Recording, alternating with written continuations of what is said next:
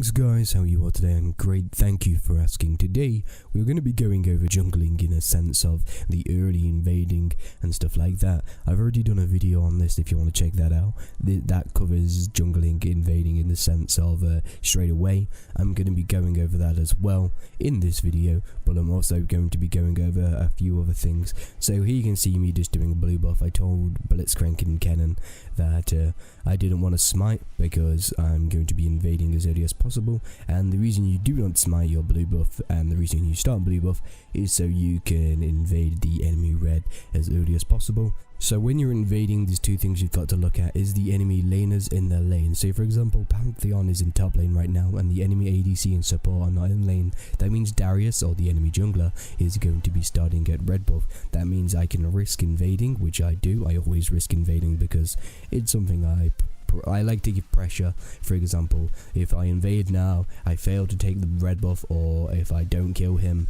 or something like that, that's totally fine, but I've still given pressure and I've still done my job. I was going to ward there, but I didn't, based on the fact of I don't know where the enemy jungler is. So if I could pull back now, he didn't see me for some reason, he didn't walk into that bush. You should always check the bush in the early game. And here's what I'm going to show you as where I personally believe I fucked up, and I want to show you this anyway. So as you can see, I can see Darius is getting pretty low health. He smites the red buff to get himself back. I come out and I flash for the chase and I don't get the kill.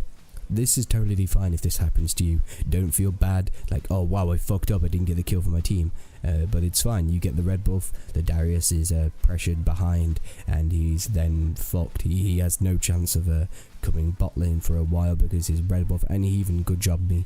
Hey, I love that. And say for example, you're gonna do this red buff, and then once you've killed the red buff completely, you must clear the camp. You can either take wraiths or get out of there. But as Darius is back completely, I know he's not going to be able to come counter me. So with me knowing he's not going to be able to come counter me or stop me from countering him, I'm going to be able to take his raptor camp from straight underneath him. He knows I'm probably going to be doing it, and the reason I'm playing Warwick and the reason you guys should play Warwick is based on the fact of his Q is an immense lifesteal or healing ability, and it's really good.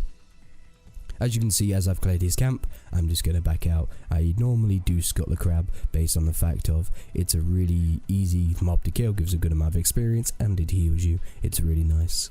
So let's get on with the factor of ganking a lane. For example, later in this game, my Riven starts to just get destroyed in lane. That sounds really bad on the Riven's part, you'll see it in a second. The Riven gets really far in lane, starts dying, dies about 3 times, and Pantheon becomes pretty powerful. You should not ignore that lane. I personally do. You shouldn't ignore that lane, but you should let them know that your gank is not gonna help. For example, I'm level 3-2 now. I'm level 2 still. I'm not gonna be able to gank a pretty powerful Pantheon at like level 4. Like say for example, there you just got a kill. I'm not gonna be able to go kill him. I have no engagement. I can't just walk up to him and start hitting him because he's just gonna walk away to the tower.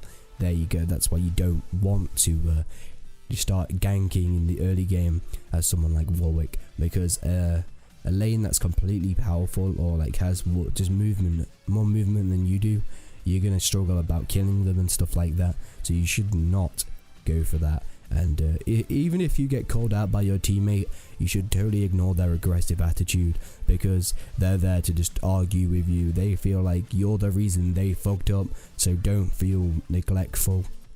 Don't worry about it, because you're doing your job. You're clearing your camps, you're getting your Devourer, and you're doing, well, going for whatever jungle item you're going. But with Warwick, I recommend Devourer just based on pure attack speed. And as you can see, with me countering the enemy Darius, he's basically rage quit. This can happen quite a lot. Even it will happen to you.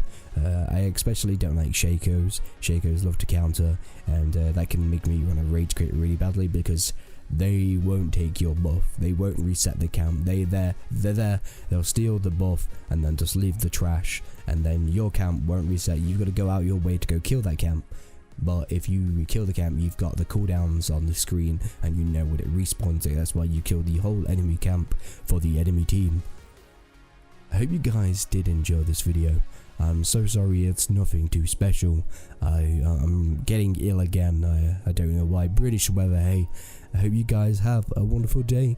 Riven has died, and I will see you in tomorrow's video.